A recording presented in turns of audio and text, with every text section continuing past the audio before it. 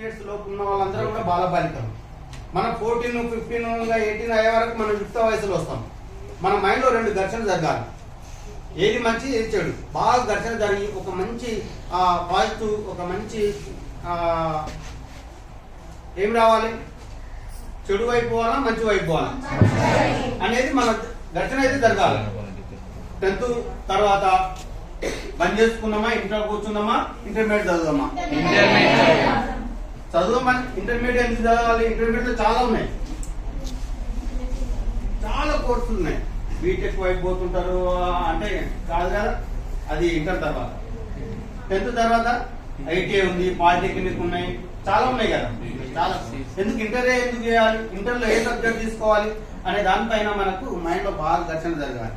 దానికి ఏటు వైపు తీసుకుంటే బెటర్. అమ్మ నాన్న ఎలాంటి పెట్టుబడి పెడుతున్నారు, పెట్టేటప్పుడు ఉన్న 10 రూపాయలు, 1,00,000 రూపాయలు దేనికి పెడితే లాభం వస్తుందో మనం కూడా మన మైండ్ లో అటువైపు అలాంటి ఘర్షణ జరగాలి. జరుగుతూనే మనకు ఉపయోగపడుతుంది. కాబట్టి ఇప్పుడు కూడా మీరు అమ్మ పొదుపు చేయగలుగుతారా, నాన్న పొదుపు చేయగలుగుతారా? ఇద్దరా?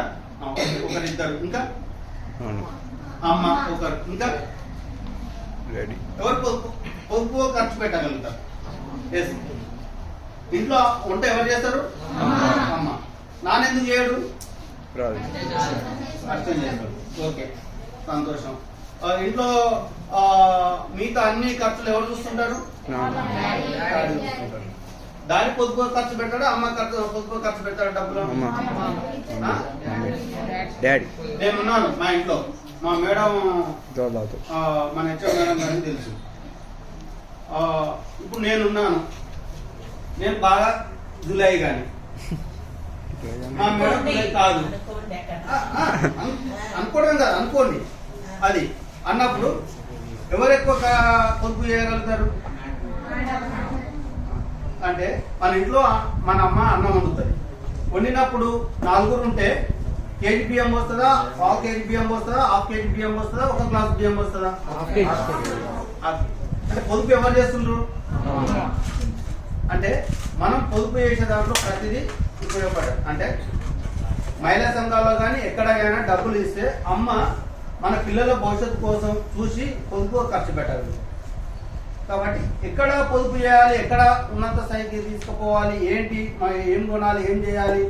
చాలా మంది జెంట్స్ తండ్రులు ఏం చేస్తారు, ఖర్చు పెడతారు, ఇంకోటి చేస్తారు. అమ్మ నాన్న ఏం చేస్తారు, పాపకో బాబుకో గోల్డ్ తీసి పెట్టుకోవాలి, కొనాలి, ఆస్తులు కొని పెట్టాలని. అంటే పెట్టుబడి అనేది ఎక్కడ అనేది ఆలోచించేది అమ్మాయిలు. కాబట్టి ఖచ్చితంగా మన పెట్టుబడి అమ్మాయిలు చదువుకోగలరు.